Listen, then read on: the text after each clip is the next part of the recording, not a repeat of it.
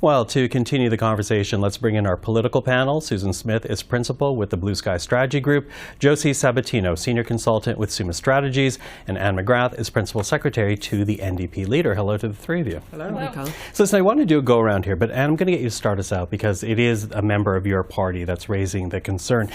Just how troubling has it become for politicians?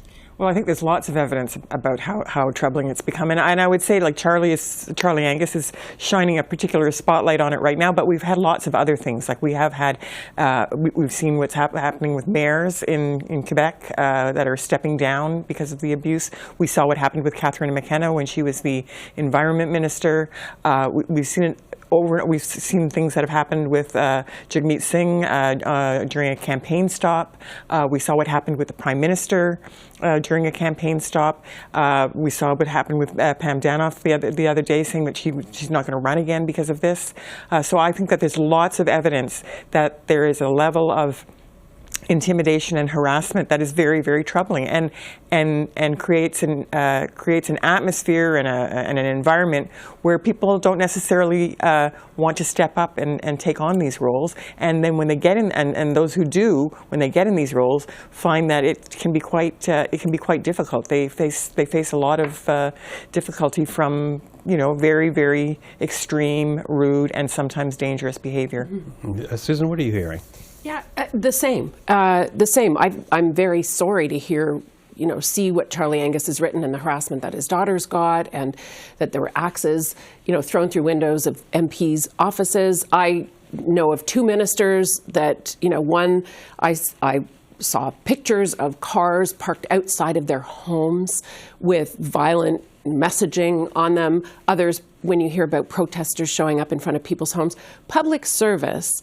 Because someone is a public servant, it does not give people the right to harass, intimidate, and abuse. You can, as John Manley famously said, you can disagree without being disagreeable. But the freedom of social media has crossed into what people believe and incorrectly believe is social permission to threaten and abuse people. And, think about even Minister Freeland when she was almost followed into that elevator. It's a sad day in Canada when our politicians have to think about their safety beyond what ordinary folks do. And I think it's incumbent on every single politician to try and dial back the tone, declare those kinds of activities completely unacceptable, and not court the kind of people and ignore the kind of behavior that's out there. Josie, what are you hearing? I think this is a problem that spans all political parties. I've worked in an MP's office before, and the daily kind of harassment that comes through social channel DMs, into a general inbox with contact information attached to it is what should really concern Canadians when they hear these stories. And what we don't want to happen as a result of MP harassment and intimidation is that they take a step back from public life. What we need is more engagement with Canadians, not less. And, Anne referenced Prime Minister Justin Trudeau's stop in Belleville last year, where he was intimidated by over 100 people. And these are the consequences. It pushes political leaders further from public life when we actually just need to engage more. Okay, so obviously we're hearing it from all corridors that this is a real problem. Except, Mr. Angus in his letter there, Anne, he lays it at the feet of Pierre Poilievre. And is that fair to do when, people have been angry for a very long time, exacerbated by the pandemic? Is this really fair to put it at Mr. Poilievre's feet, or is this just a sign of the times? I think what Charlie is saying, I don't want to put words in his mouth or anything like that, but I think that he is talking about the kind of taking a lot of the fear and the anxiety and the frustration that many people are experiencing right now and weaponizing it. And I think that there is no question that some of the language that the Conservative leader and some members of his caucus are using does definitely go over the line, I think, in terms of weaponizing people's feelings of frustration and discontent right now. And I think that, I wouldn't say that it is equal among all parties. I would say actually there are some differences. I think that women experience it in particular ways, and I do believe that racialized members of Parliament and staff also, there's a difference in the way that, in the amount and the level and the level of hatred that's associated with it, and the impact Susan? Yeah, I agree with Anne on that. It's not often I agree with Charlie Angus either. I think Mr. Poilievre and the Conservatives at times have done exactly that, weaponized things. Things get said in the House of Commons, then they become a fundraising letter. I mean, the reality is, you're right, Michael, people have been angry for a long time, but they didn't come out and do something bad. They said something to their neighbors. They didn't get so angry that they wanted to do the equivalent of punching somebody or hurting somebody or screaming in somebody's face. That's not okay. We saw it. It started in the South. It started with Donald Trump in that era. It has bled north, unfortunately. But I think leaders can say to their supporters and their followers, don't do that. That's not cool. It's not okay. We're not hearing that from Minister Poilievre, as Mr. Angus pointed out. And then we see additional things from Mr. Poilievre, like going to that, stopping in at that protest where there's Diagolon signs and there's F. Trudeau signs and defacing of the Canadian flag. So you can't talk out of both sides of your mouth on this, and your actions speak as loudly as your words do. So by showing up at those things, you're tacitly endorsing that kind of behavior.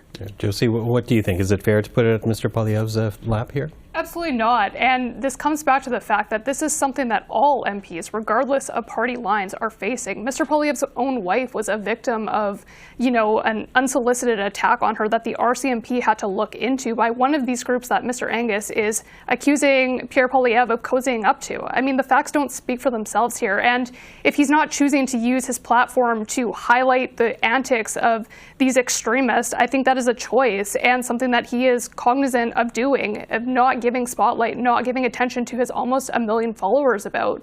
So I think we have to reflect on what is happening in the House of Commons. I mean, as you watch debate play out day after day, there's a right, there's a wrong, but there's no middle ground. And that's what's facing our party leaders. And there doesn't seem to be any kind of consensus in the debates that they're having. Do you want to say something about that? I think tone matters. And, in the business world, they talk about tone at the top. And tone at the top is set from each of the party leaders. So I don't see Jagmeet Singh slinging those kinds of things. Mr. Trudeau sometimes loses his temper here and there, but largely he stays above the fray on that. I think Mr. Poilievre has stepped over the line himself, and he certainly doesn't say much when his caucus steps over the line and those kinds of things. And like I said, when you show up at a protest and you walk and talk with the truckers who have signage and language and nasty things all over the place, you are tacitly endorsing that kind of behavior. Yeah, and what do you say to that? Well, I think that when Pierre Poilievre's wife was, being attacked, and he took to social media to say something about it, I thought that was significant. And it's why I found it so puzzling that he would then go and sort of deliberately engage with, again, it was Diagolon with his wife, and he would go and deliberately engage with them and appear with them at the event in New Brunswick. So I think that is a little bit of talking out of both sides of your mouth, for sure. Paul Wells, he recently wrote a book on Justin Trudeau, and he talked about how, a lot of this partisanship seems to be tied to the intensification of partisanship seems to be very much tied to fundraising, because you can raise more money out of outrage, and nowadays without public funding, without corporations, political parties need this. What do you make of that argument, Josie? Well, something Aaron O'Toole, the former leader of the Conservative Party, said in the House of Commons during his last speech is that members are engaging in these clickbait antics. They're using their time in the House to generate these clips that can be used to fundraise off. And that is true. That is what is happening from every political party, because we talked about this a few weeks ago. Social media has created an environment where we have limited attention spans and sometimes 30 seconds to get your message out there. We're not engaging in substantive policy. We're engaging in trying to get something out as quickly as possible while pinning it on your opponent. So I think that's entirely right, and that is what we are seeing happening today. Yeah. Susan, what do you make of that? How much of this is about fundraising? A lot of it is about fundraising. When you see the clip posted in social media, when you see the language, I got a Conservative fundraising thing today. Justin Trudeau's going to ruin your summer. You said it yourself. Trying to get people mad is a lot more motivating than trying to make people happy, or, unicorns and sunshine and unicorn and rainbow doesn't work generally from a fundraising perspective. You have to press a button for people. I think parties engage in it to a certain extent. It's the level to which it is activated. So the the headlines I get on fundraising solicitations from one party versus the headlines I get on the fundraising solicitations from other parties are very different. And I think there are others that like to gin up there's one party in particular, the official opposition, I believe, that really tries to gin up the anger level to drive donations. Okay, quickly running out of time, but I will ask then, because if this is tied to fundraising, does this type of language then inspire more of it, or does it inspire people to take a higher road, if you will, do you think? I believe that the lack of public financing for political parties is I think it's a real problem. And I think that as it has declined to the point that I think the last time there was any public financing at all left was 2015, you have seen that the fundraising pitches have to be much more emotional, and they have to drive people to want to donate. And it's easier to do that with anger than it is to do it with hope. It just is. But it's not the only thing. There are other things in our electoral system that I think are problematic. I think first past the post is a problem. I think that we need a few fundamental changes. One is proportional representation, and another is public financing of political parties and strict limits on corporate and union donations. Quickly, in terms of what you think needs to then be done there or respond? There are limits on corporate donations and union donations. We're limited in terms of what personal donations people can make. I think we're at a new time in politics. We're still figuring out what happens on the social media world. Sadly, we're still in the aura of Donald Trump and the cross-pollination of Fox News and that kind of behavior that goes on. Canadians emulate what they see wherever they happen to see it, and there's a big pipe of that kind of bad behavior going on.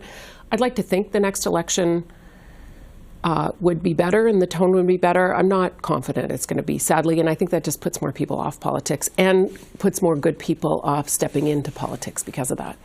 Last word to you, Josie. I think some of the rhetoric we're already seeing out of the Liberal Party, and I'm thinking about them trying to tie the notwithstanding clause into abortion and pinning this on Conservatives, is an example of misinformation. It's something that Pierre Poilievre himself has said that he will not legislate. It is something that his staff have come out and said that is not the case. So we're already seeing this creep into the rhetoric. Would like to piggyback off Susan and hope that things will be on the right foot for the next election, but by the tone that we're already hearing, that is not the case. Okay, well, we'll leave it at that. Of course, we'll talk about it again without a doubt, but for now, Anne, Susan, and Josie, thank you for the time. Thank you. Thanks.